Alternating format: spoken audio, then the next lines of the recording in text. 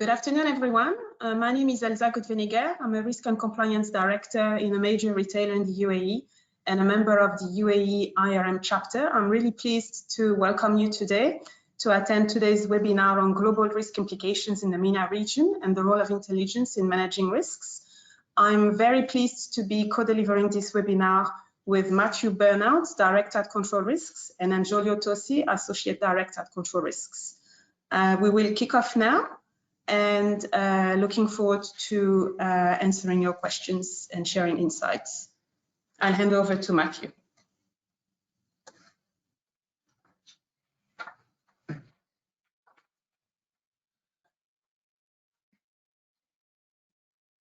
Okay, good evening, everyone, and thanks very much for joining us. My name's Matthew Bernard, and I'm a director with Control Risks. So I'm going to spend about 15 minutes running through what we at Control Risks see as the global risks the key global risks for 2022, and what the implications of those are for companies doing business in the MENA region.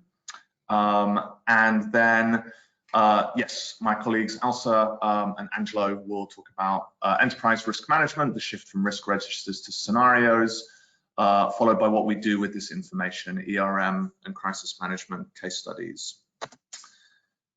So I will aim to speak for about 15 minutes, and following which I'll pause for a few minutes, and I'd be very happy to answer any questions that any of you might have, which I believe you can post in the chat bar. So the slides that you'll see in a moment are from Control Risks' annual risk map publication, our risk map event, in which we kind of do a thought exercise in what we think are the key risks that businesses are going to have to account for in the 12 months ahead. So I'm going to run through those and offer some comments, thoughts on what I think the implications of these are, particularly for the MENA region. So the first slide is titled The Grand Geopolitical Repositioning. So it won't have escaped anyone's attention that we're living through a period of really sort of unprecedented geopolitical change, geopolitical turbulence, and there's really, there's a lot in here to unpack. In terms of kind of how this reflects on the MENA region, I think we can look at this at the sort of global level, the US-China rivalry and how that plays out everywhere, from how the traditional sort of security architecture of the MENA region, the Gulf region in particular, is changing, how the traditional set of relationships are changing, right through to implications of the US-China rivalry in procurement decisions, particularly around technology procurement decisions. Another kind of global symptom of this grand geopolitical repositioning is sanctions. Sanctions have emerged as a key global foreign policy tool, and us here working in the MENA region kind of, in some ways bear the brunt of this, with, if we look at, sanctions in Iran, Iraq, Syria, Lebanon, Yemen, to name a few. And in fact, a recent report by the US Treasury noted that there's been a tenfold increase in the number of designations since 2000. So in the last 10 years, the number of designated organizations and individuals has risen from around 900 to over 9,000 in 2021. And the majority of those have targeted governments and entities and individuals in the MENA region. And then at the sort of more kind of regional, local level, we have a a lot of kind of change in GCC politics and the sort of post Al-Ula Accord environment, hopefully normalizing relations between Qatar and other Gulf countries, the UAE and Saudi Arabia primarily. We have the Abraham Accords in the mix and changing regional relationships between countries like the UAE and Morocco and Israel, and a sort of changing set of alliances, particularly on security and political issues in the region. And then we have kind of frequent sort of jostling for position and occasional disruptive flare-ups, and that's we've seen that recently between Lebanon and some of the Gulf states. We've seen it recently between Morocco and Algeria. Yeah, so those are some of the kind of implications that I would sort of point to for this grand geopolitical repositioning for the MENA region. Our next global risk for 2022 is the rise of dysfunctional, fragile, and vulnerable states. And I think sitting here in the UAE, when we look out across the region, 10 years on from the Arab Spring, about 10 years on from the Arab uprisings, we see a lot of precisely what it says in the title, a lot of dysfunctional, fragile, and vulnerable states. And I tend to think of these a kind of three-tier kind of hierarchy of vulnerability and fragility in our region. So I'll run through that briefly. The first category I think of are the countries that are really mired in instability. So that would include Yemen, where despite some kind of hopefully some recent process, the most recent peace agreement in the last few weeks, the conflict looks set to persist over the course of 2022, even though Saudi Arabia desperately wants to exit it, and prospects for reaching a sustainable peace really look quite remote, unfortunately. Syria is less kind of prominent in the news than Yemen, but the civil war in Syria still grinds on. The Assad regime has the upper hand, but there are still some pockets of resistance in the northwest and south. And as with Yemen, the prospects for a post-conflict peaceful transition in Syria also look fairly bleak. And then I also include Libya in this category. So the long-awaited presidential and parliamentary elections that were supposed to happen this past December and January didn't happen, unfortunately, and it's not clear exactly what the plan is now on the political front. And in the meantime, we have continued attacks by militant groups, widespread availability of weapons, the continued presence of foreign fighters on the ground in Libya. So all of these contribute to this sort of cocktail of kind of instability and security risks in Libya. The second category that I think of, I sort of call to myself on the brink. And into this category, I would put countries like Algeria, with its stalled political transition since Tebboune was elected in December 2019, and increasing economic pressures. Jordan, I would put in this category, which likewise has quite precarious public finances and where there's growing popular dissatisfaction with the government and socioeconomic conditions, excuse me, a lot of protest activity. Tunisia, I would put into this category, where President Said suspended parliament last summer, and the country is likewise battling this mixture of political dysfunction, a deteriorating economy, and rising popular discontent. And I'd put Lebanon in this category as well, with its multi-layered political, economic, and social crises, which, it seemed to show no sign of abating. My third category is kind of a category of one, and I call it fragile stability. And into that category, I put Egypt. Now, Egypt, probably the only sort of Arab Spring or post-Arab Spring country that's arguably recovered from that shock to the extent that it's possible to do business there. But still, that stability rests on quite shaky foundations. I want to just finish this security category by reflecting quickly on the terrorist threat in the region. So I think overall the terrorist threats have diminished in recent years in the region. There are still several hotspots in Syria, Iraq, Pakistan, and Afghanistan, and to a lesser extent, kind of entrenched, sort of localized threat from militancy in parts of Egypt and Algeria. But even in those countries, terrorist actors rarely target business and are mostly focused on government institutions and the security forces. You know, and another kind of positive factor is that regional counterterrorism capabilities are fairly effective, especially in the GCC.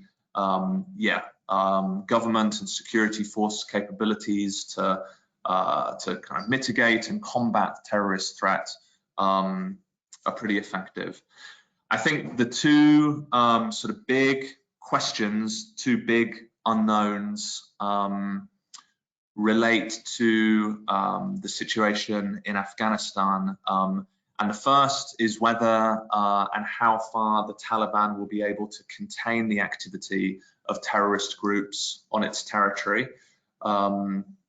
And so, you know, to the extent to which a sort of threat in this immediate region and even globally can kind of begin to sort of take root and emanate from Afghanistan. And the second sort of unknown question, I think, is the extent to which the long tail of COVID will drive radicalization and you know, sympathy for and recruitment to violent extremist organizations. So yeah, in terms of the extent to which COVID's long tail kind of contributes to unemployment and falling living standards, exacerbates socioeconomic inequality, exacerbates public frustration with and mistrust in government. That's certainly something to keep an eye on, I think. Oh dear, excuse me. I'm aware that I stayed on the security slide, and I should have moved on to the terrorism slide, but there we have it. And I covered it. So the next topic is cyber. Then business versus a world of unchecked cyber threats. And I think, yeah, that also has particular resonance for this region, where the overlap of this geopolitical repositioning that I spoke about at the beginning, the general or often kind of general weakness of government institutions, and the rapid digitization, especially post-COVID, makes the MENA region really extremely vulnerable to cyber threats. Excuse me. On top of that, here in the MENA region, we're kind of sitting at the sort of nexus of a series of flashpoints. One of those flashpoints is kind of is between Iran and the US, and how that sort of geopolitical conflict plays out in the cyber realm. So we know, for instance, that Iran has shown an interest in researching potential targets for offensive cyber operations with a physical impact. We know that Iran is interested in developing system-focused offensive cyber capabilities to target maritime, energy, and buildings, with the aim of causing disruptive physical effects. Yeah, And so that's definitely something to keep an eye on in the context of the nuclear negotiations, which are going on at the moment. Which actually brings me to the second flashpoint, which is which can play out in this region, which is between Iran and Israel. So this is a really sort of kind of high and likely to escalate flashpoint, depending on whether the nuclear deal is signed. And Israel and Iran have both carried out systemic coordinated cyber attacks on each other. And yes, there's also a risk that these kinds of cyber attacks can would sort of spill over or could target countries in the Gulf. The next or the penultimate risk that we outline, or actually, excuse me, it's the final risk that we identify for 2022, relates to the climate. So for those of us living in Dubai or in the Gulf, we might be forgiven for thinking that extreme weather events aren't really a big risk here to what we've seen in the past 12 months or so in the US, and Europe, and Australia. But I think there's more to this than meets the eye. Droughts, floods, cyclones are becoming more frequent in the broader MENA region, and they're becoming more disruptive. Iraq is currently in the midst of a 3-year drought. Those of us living in the UAE will have seen the damage caused by Cyclone Shaheen in Oman last year. And on top of that, from around, or according to a recent report by the World Bank, from around 2050, half the population of the Middle East, so that's around 600 million people, will experience annual temperature spikes of up to 56 degrees Celsius. And you know, in the Gulf, certainly we're facing the sort of the very real threat of the countries that we live and work in becoming sort of you know, almost unlivable within the foreseeable future. And finally, there's also the threat of competition for water between regional states in the kind of broader region. So this is exemplified by disputes over construction of upstream dams by Ethiopia and Turkey and Iran, driving kind of political discord between those countries and raising the risk of military escalations.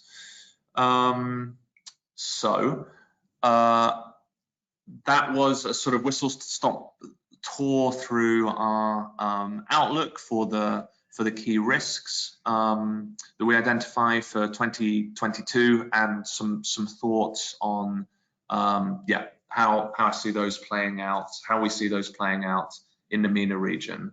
So with that, I think I'll pause there.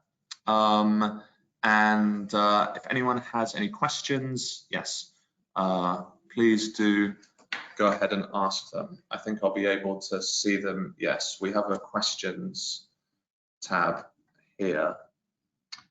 So let's see. Just 1 second. We're just reviewing some of the questions that come in.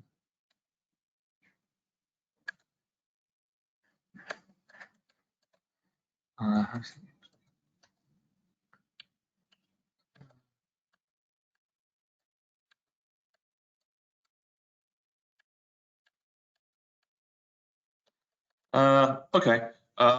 Well, we've had one question on how we see the Russia-Ukraine conflict playing out in the MENA region. So yes, I will take a couple of minutes to share our thoughts on that. Yeah, so obviously the Gulf states have been quite slow to make any public statements to avoid taking slides. The US remains the region's most important international player, despite its reduced, the Biden regime's kind of reduced enthusiasm for policing the Gulf. But at the same time, Russia has become a really important ally in the Gulf in terms of setting oil prices, selling military equipment, and increasingly kind of political ally, has been sort of on the same side as some of the major Gulf countries in conflicts in Libya and in Syria. I think the UAE has been kind of forced into the limelight the most on this, initially because of its seat on the UN Security Council. Saudi Arabia has sort of been less, kind of had the spotlight shined on it less than the UAE, but seems to be adopting a similar position of neutrality to the UAE. I think in the short term, the oil and gas producers in this region seem set to win big. So the UAE and Saudi governments in particular have been given, kind of handed an unexpected opportunity to balance their budgets and build up their financial reserves.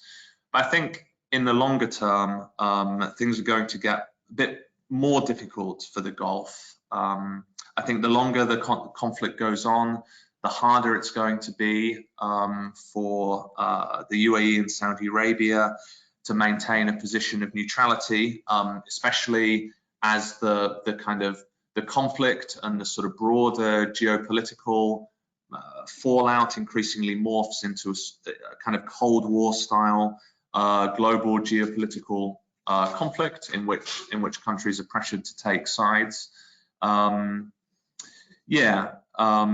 And I think, you know, it's evident that there's a realignment in progress with a strong kind of coalition that's set on isolating Russia from international markets. So I think it's going to be difficult for the UAE and Saudi Arabia to sort of, it's going to be a difficult line to walk to remain neutral in that. And then, of course, there's the risk of Gulf states getting caught up in secondary sanctions. I think we're going to probably need to, just in the interest of time, move on to the next phase. But I think, Matt, before you go, and this segues nicely into something else, the title today and what else is going to present is just the title today is the role of intelligence and risk management. Could you just give everybody just a minute or so, just sort of explaining how do you kind of how do you collect this information, and then how do you, what is the process for analyzing it? What role does it really have in your work? Yeah, thanks, Angelo. Yeah, good question, and that naturally one that our clients control risks ask us all the time. So I lead a team based here in Dubai, which we call global risk analysis. But what that consists of is a team of about 15 country analysts. So we have a team of kind of 15 country experts sitting here in the UAE, and it's their job to be constantly monitoring political and security and operational developments in regional countries that they cover. And the way they do that through a number of things is through a number of things. So kind of open source monitoring and research of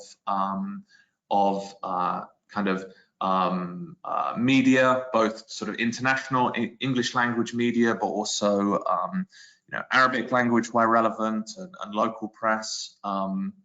All of our analysts maintain networks of on-the-ground contacts, whether they may be sort of journalists or sector specialists, diplomats, members of the business community who they're constantly in touch with, and that they're able to kind of get sort of granular information from and ground truth. And I say the final sort of layer of that is that we're constantly sort of doing research trips to the countries that we cover. To kind of gather information on the ground, meet with contacts, and observe sort of firsthand the dynamics that we're that we're covering. Thanks very much. Thank you, Matthew, for those very interesting insights about key global risks and what they mean for the region. I think building on to what Matthew just presented, it's really interesting to understand that we're obviously operating in a highly volatile world where we face more and more uncertainties, and it's therefore very, very challenging to assess their likelihood and impact if we look at the traditional way of looking at risk assessments, where we try to position a risk in terms of likelihood and impact assessment. Needless to say, we've mentioned COVID-19 recovery. We've all been through that for the past couple of years, shifts in consumer behaviors, macroeconomic conditions, changing demographics, and we've just gone through that with Matthew. And I guess it really begs the question, how can enterprise risk management as a practice evolve in order to allow us to manage such uncertainties better? I think it's really important to acknowledge that heat maps imply, as I mentioned, a positioning of the business on a certain risk likelihood and impact assessment, which may at best be erroneous and at worst actually misguide the business by either over or underestimating what is at stake. And it could potentially jeopardize the ability of a business to respond to risks effectively. So really, I think that the pandemic has given us an opportunity to take a bit of a step back, analyze enterprise risk management practices, and acknowledge that we have an opportunity to improve such practices. And I guess to move away from traditional practices involving risk maps, heat maps, and moving into what we call scenario planning, because it's really important to be able to acknowledge that nobody has a crystal ball. It's really difficult to say with a certain degree of certainty this is likely, to which extent something is likely to happen, to which extent the impact is going to be for a business. And I guess nobody can no longer afford such misguided assessments. And predicting the future is becoming very, very difficult. Hence the need to shift to new practices. And I'd like to take you through a new framework called scenario planning that allows us to look at uncertainties in a different way. And I guess I just want to start with looking at some of the benefits of scenario planning. I think this framework allows for a more agile and dynamic practice. At the end of the day, scenario analysis enables a constant horizon scanning, and I think it goes hand in hand with what Matthew just explained in terms of monitoring developments holistically across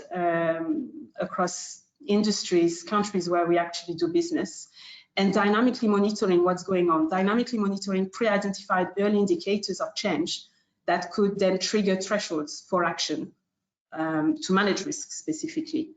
It also, scenario analysis also provides a complementary bottom-up and top-down intelligence gathering process. It goes back to what Matthew just explained, and where multiple stakeholders tend to get involved. So this cross-functional and data-driven approach allows in turn a balance of responsibilities among different stakeholders, and the data-driven approach reduces the exposure to groupthink and other cognitive biases that typically happen internally in any organization, and they're typically associated with assessments that tend to be completed mainly based on human inputs and sometimes coming from a single function or a single team. So this is where we're able to actually change how we actually look at risks. I think the integration with financial impact analysis is also key in the scenario analysis framework, because it allows us to, it provides a financial context to estimate, either positively or negatively, to estimate the financial impact of certain uncertainties on performance. And this is what I think the real value add is. You're no longer looking at risks, you know, in a fairly isolated manner in your own risk universe. You actually link it directly to performance, to business performance. And this also allows you by default to integrate with strategic planning, financial forecasting, investment feasibilities, which ultimately feed into your capital allocation and business model decisions. And this is where, again, where the value add is. And really, monitoring performance and monitoring deviations to performance are also an opportunity to look at not solely risks, but opportunities for investment, opportunities for new businesses, which is obviously moving away from a fairly traditional risk analysis. At the end of the day, the current highly level of uncertainties and volatility that we now operate in will set apart those businesses that have the capability to seize value creation opportunities through uncertainties. And I really believe that businesses who lack or do not have the capability will eventually become irrelevant. It's also especially critical to embrace this new approach now, as the operating environment we're currently operating is uncertain, and this is becoming our new norm for every single business operating anywhere, really. Looking at the methodology, this is also an opportunity. Scenario analysis also provides you a ground for robust aggregation and portfolio view. And I think this is especially important for those big conglomerates who tend to have fairly different dimensions when it comes to geographies or different industries. A portfolio view of uncertainties is even more critical in the context of an environment that is so volatile and so unpredictable. At the end of the day, if we also extrapolate the overall framework from a governance perspective, it's also failure to provide such an analysis may actually prevent boards or audit risk committees from providing reassurance over a company's risk profile, exposure, and mitigation response. I'd like to spend now the next few minutes to take you through a presentation of this framework from a fairly high level. I'm sure you guys are familiar with this, but I thought it would be interesting to just take a few minutes to look at the actual framework and how it actually works. So scenario planning is a fairly collaborative intervention that provides a structured and creative way to reflect on wider uncertainties in both your external and internal environments as an organization. And the purpose really is to formulate multiple plausible narratives for future direction. So as I said, it's not about having a crystal ball and being able to tell your board or your leadership team, this is going to happen, this is 20% likelihood, this is going to happen, and this is going to be your impact. No, this is really to be able to position yourself in such a way that you're able to identify different scenarios that could impact your business positively or negatively, and therefore proactively take action whenever you identify deviations to your performance in relation to your set limits. It generates new knowledge, it improves thinking about the future, and it helps envision ways to act appropriately as a business. So I just want to look at the 6 steps of the framework. I think the very first step that's really important is to frame your scenario analysis by defining key uncertainties. And at the end of the day, to do so, you should really focus on your external environment. You traditionally do this carrying out a pestle analysis. You look at your political, economical, societal, technological, environmental, and legal environments. And you also have the opportunity to look at key internal factors that impact your performance. So I think that's the beauty of this framework, is that it's not necessarily focused on the external elements solely, but you also have the opportunity to look at those key internal factors. Second step is to then articulate your underlying assumptions. Again, assumptions might be derived from internal as well as external factors. A great tool to actually articulate assumptions for scenarios are bow tie diagrams.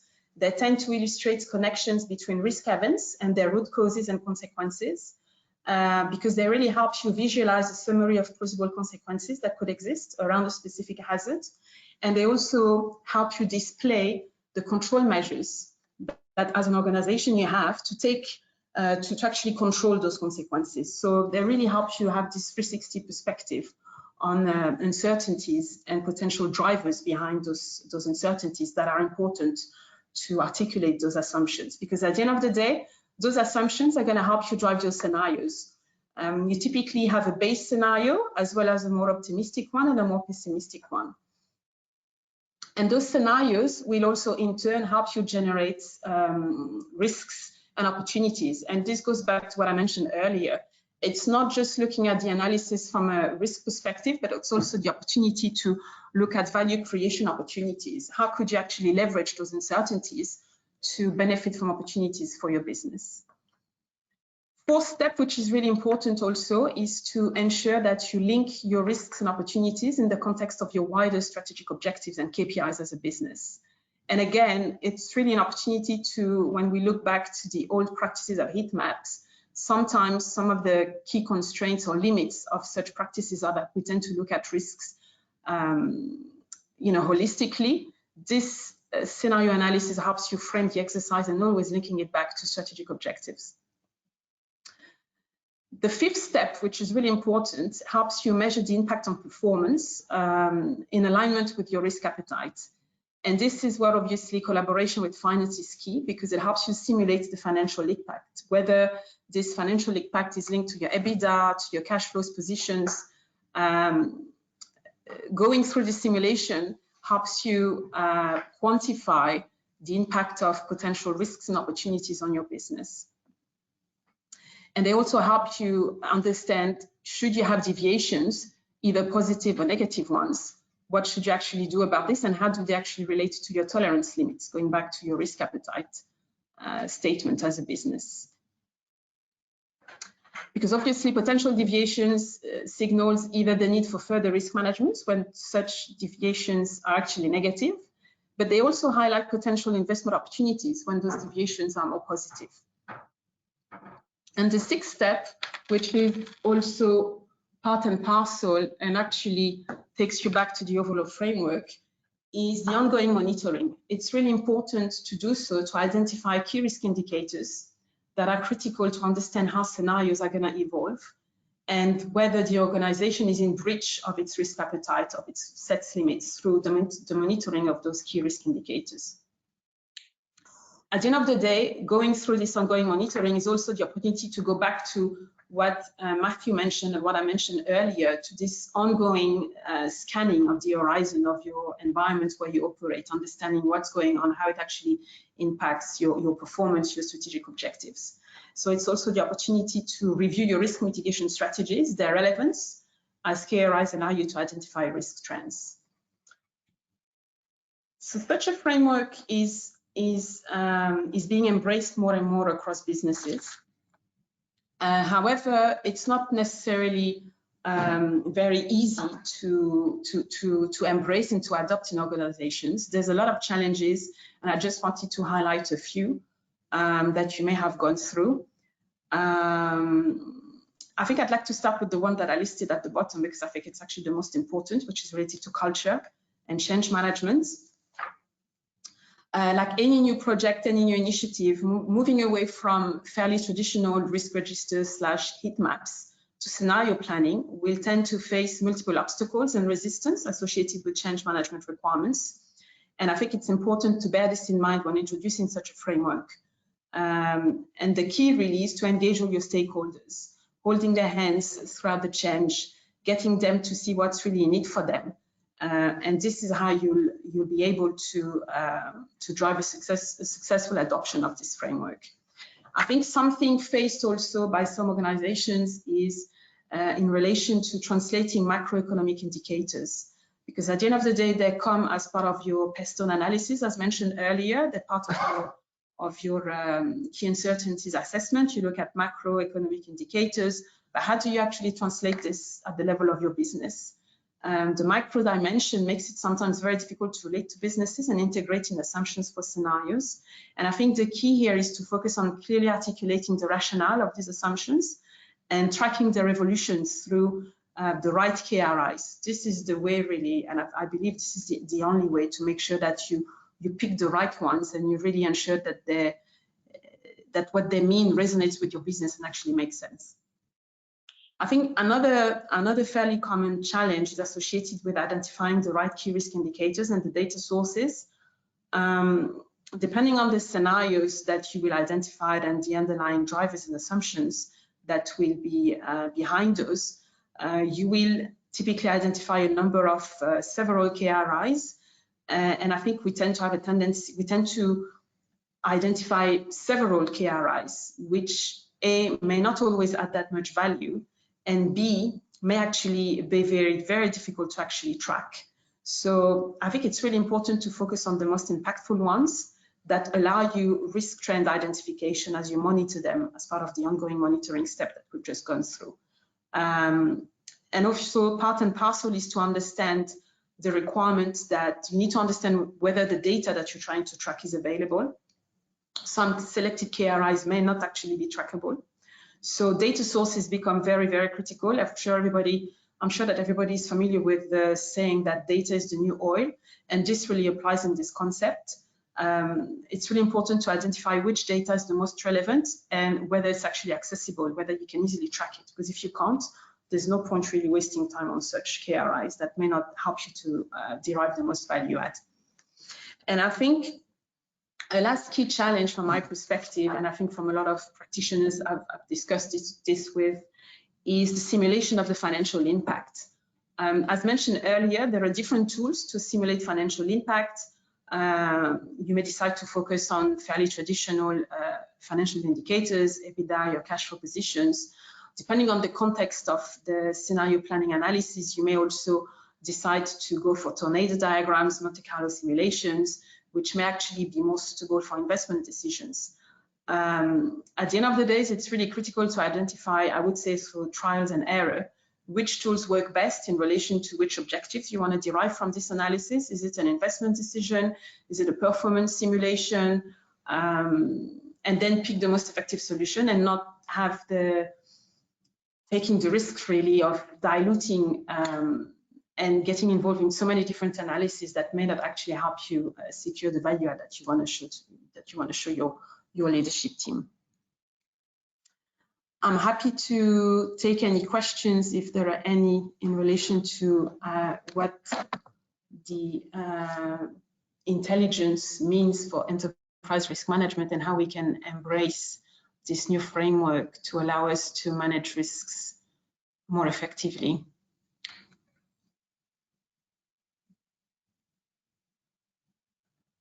Okay. Not that risk is about opportunities, absolutely. So saying risks and opportunities is kind of disruptive in terms of definitions, as I just heard some seconds ago.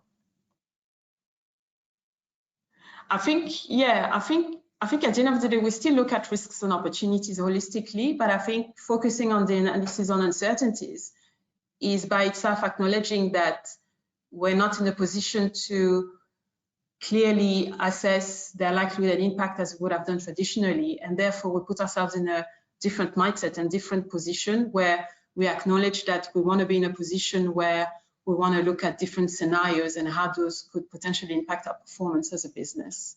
How do you ensure tone at the top? It's a very good question, and I think it goes back to the bits about change management. It's really important to engage different stakeholders. Spending a lot of time on education is critical, taking them through the framework, helping them understand how you want to help the business. And as I said, what's in it for them, how they can actually shine themselves using that framework is really, really critical. And how they can derive value add, really. How do you ensure cultural and change management? Education from my experience, and having talked about this with different colleagues and practitioners, education is critical in managing this change in culture. How can we improve the KPIs with reference to the scenario analysis? I think it's a good question, and it goes back to the ongoing monitoring phase. I think as you identify, you predetermine the uncertainties that will impact your business. You identify the drivers behind it. You derive from those key risk indicators that you will be monitoring to look at trend analysis. Ultimately, this, as I mentioned, will link to your strategic objectives, to your KPIs. And I think this is where you have another big value out of this framework, is that as a business, as you go through the entire framework and you move into the ongoing monitoring phase, you may be in a position to challenge the leadership with some of the strategic objectives and make them realize that that may not be the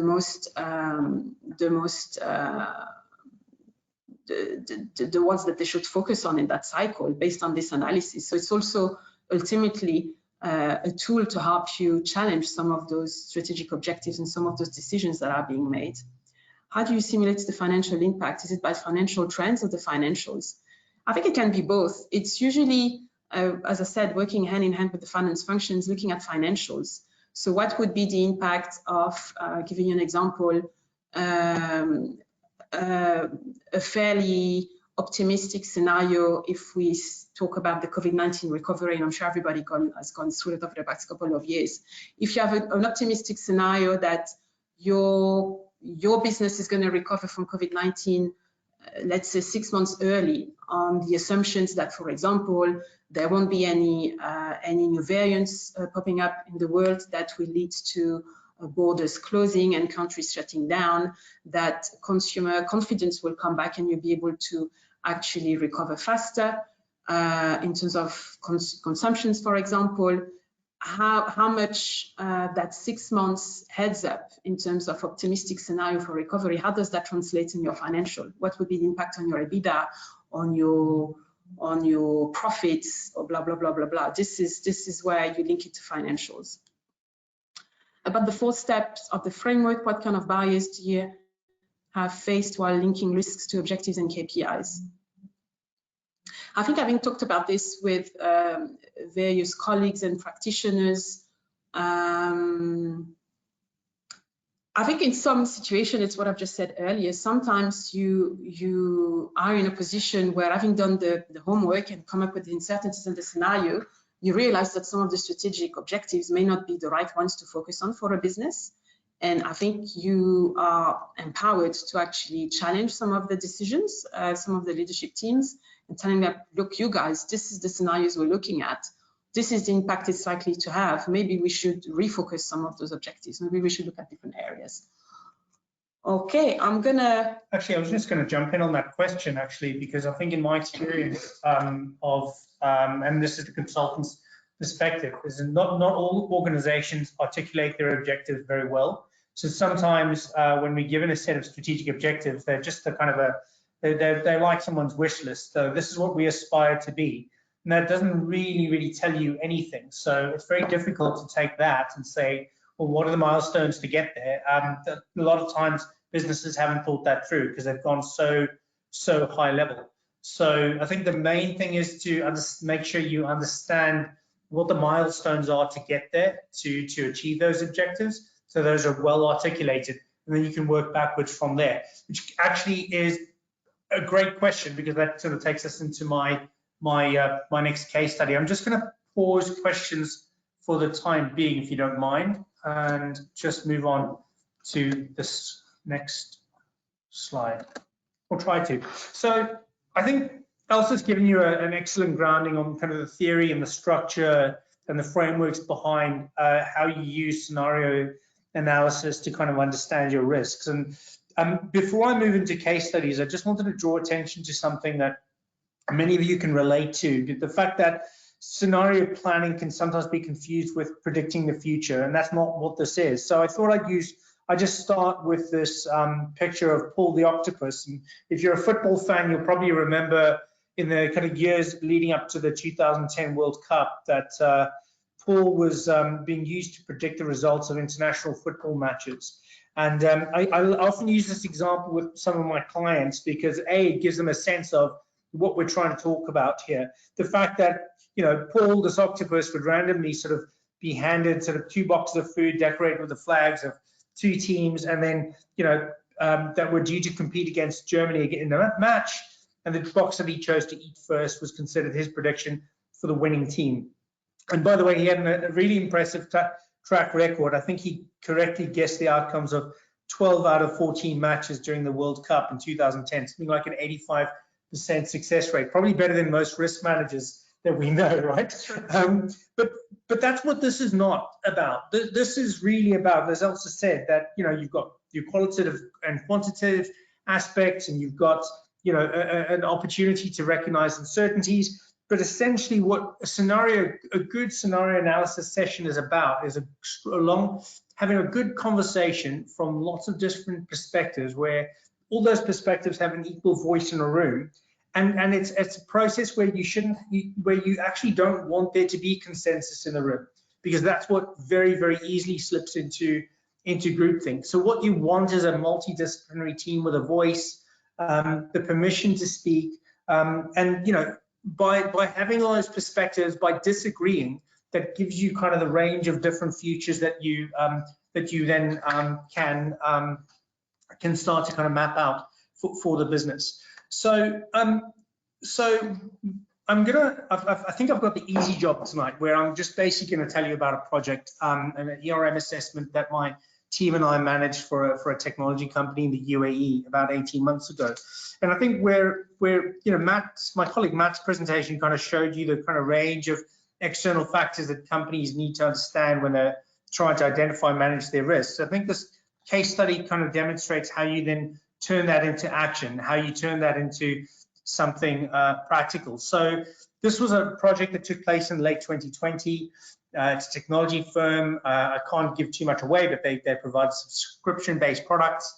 And they engaged us to map out their entire universe of risks. That was literally what they said to us, saying, we want to know everything, but keep it simple. Just tell us about the risk, but please tell us what to do with it.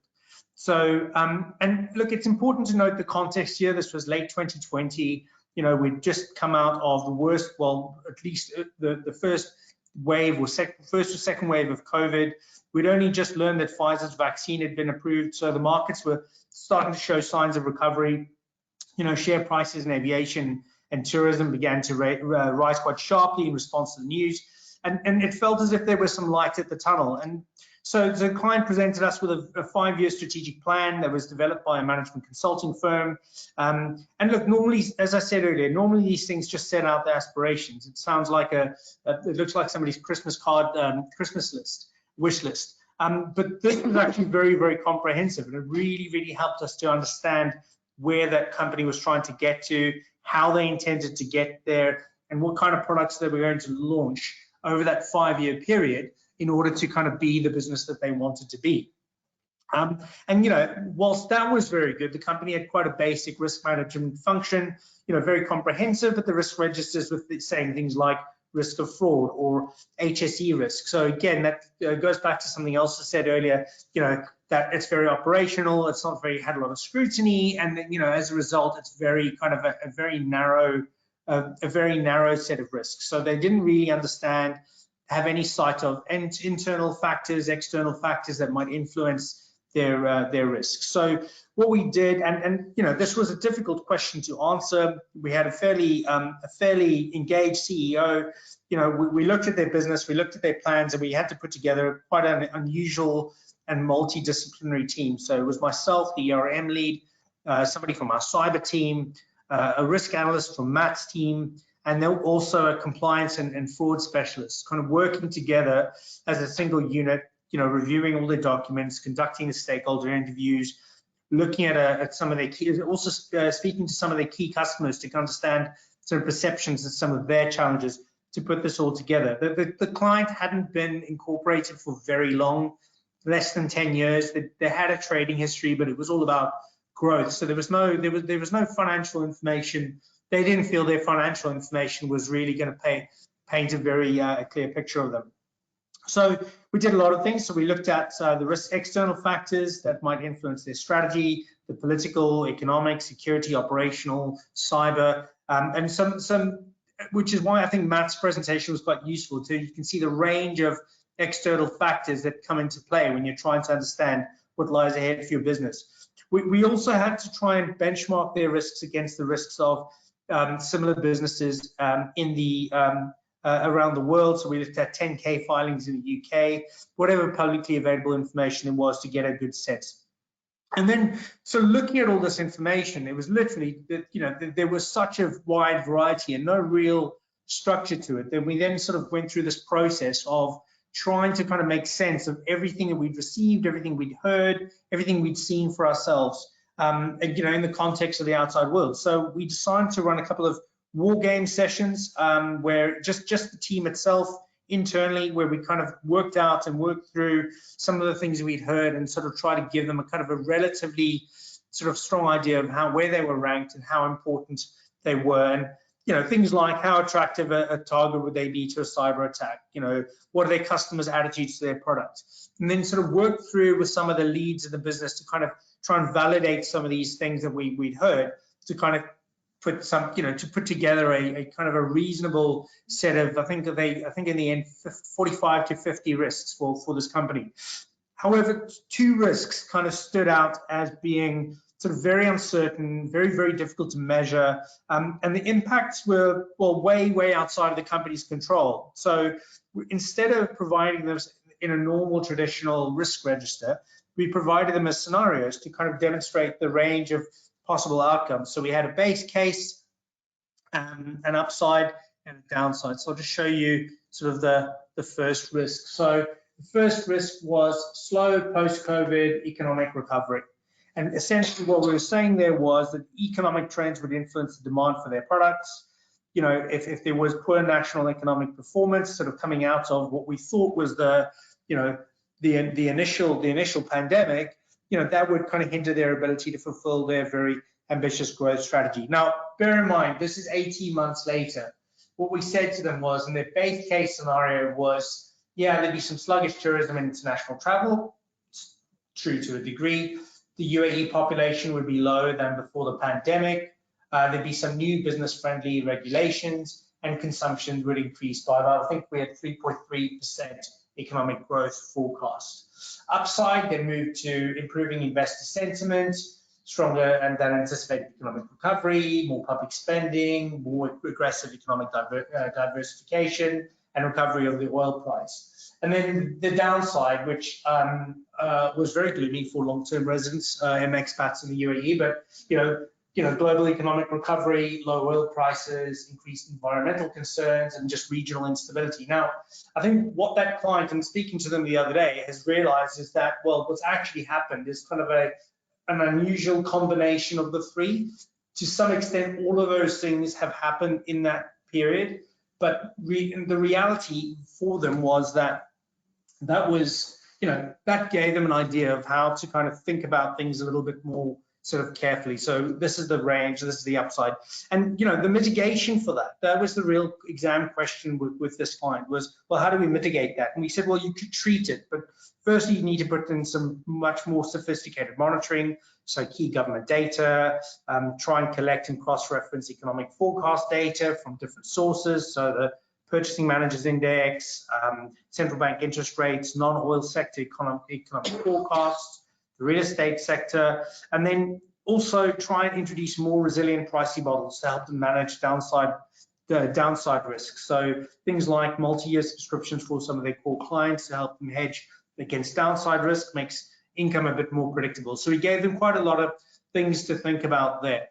And then the second risk for them was the fact that their business model relied on fairly steady demographic growth. And so because I'm conscious of time, without going through the three, what we then did was give them sort of, again, likelihoods and impacts, but a range of sort of the things that they were, much more detailed, I should say, range of the things that they were likely to face in the future. So I think what that did for them was, you know, them walking away, they felt that, look, these scenarios helped them to capture kind of the real risks to their strategy. You know, it was based on a range of external factors that they, whilst they knew, they hadn't really studied in any detail. But more importantly, they absolutely focused on the downside scenarios and looked at, you know, what they could put in place to kind of mitigate them. How do they become more resilient to future shocks? And, you know, I'd say 18 months later, having met them for a coffee the other day, you know, I was quite pleased to see that they're still in the process of implementing a lot of the proposed recommendations, because they are and developing their own system of KRIs out of that. I think we've run out of time, so I think I'm just going to pop the questions box. I'd hoped to talk you through a second scenario or case study, but I don't think that we were going to have time for that. Please explain. There's a question. Please explain further how a military coup in a country upside could constitute a risk factor. So I'm afraid the person in the room that's most qualified to answer that question has unfortunately had to take an urgent call. But what I will say is that, look, risk is all about, and you all know this because we've all probably done the IRM certification. Risk is all about uncertainty. What a military coup in a country brings you is a move away from the certainty that you know that you at least what to expect from a government in question. Because, you know, in our experience, politicians, they have a general tendency to telegraph their intentions through statements. Before policy comes out, you can literally, if you start to pull out apart the speeches of some heads of state, you'll generally get a sense of which direction they're going. That gives business a good level of certainty to operate in, some, depending on which sector you're in. You know, those sudden shocks, that sudden kind of change to the government, especially in the military coup, can bring about huge amounts of uncertainty and disruption, and we see that. I mean, my team and I cover the Middle East and Africa, or Europe, Middle East and Africa, but most of my work's in the Middle East of Africa, and we've seen, I think you said Mali. Mali is an example that comes to mind straight away, or Libya. Look at what Mali, Sudan, Libya, Yemen, Ethiopia, Sudan, several countries. So, and also even the threat of an uprising will often also create a risk to a business, because then it perhaps scares away investors, scares away customers, and just really disrupts your planning. Will the slides be shared after the session today? Yes, I think we just need to go through a little bit of editing, but yeah, we can. We're happy to distribute those. I think that's us out of time. Look, I mean, we're very happy to sort of take one-on-one questions. Do drop us a line. I think we're all easily found on LinkedIn, which is probably the best way to do things. But we're happy to sort of follow up on and address some of the questions when we have some time over the next couple of days, for those of you we weren't able to respond to. Look, I want to say thank you, Angelio, for very interesting insights on how this translates from an operational perspective. And we hope you guys found value in this webinar. We tried to really start with the overall global overview, then taking you through what it means in terms of practice, looking at frameworks, and then translating it into actual business realities with operations through those case studies that Angelio just took us through. We want to thank the attendants for the valuable questions that always help shape up the actual discussion and help us look into some specific areas. That's very, very thoughtful, and thank you very much for your participation. I think we're going to close the webinar now. We'd like to thank everybody. Hope you found value, and please stay tuned for the next event organized by the UAE chapter of the IRM. Thank you. Thank you, everybody, for your attention. Have a nice evening.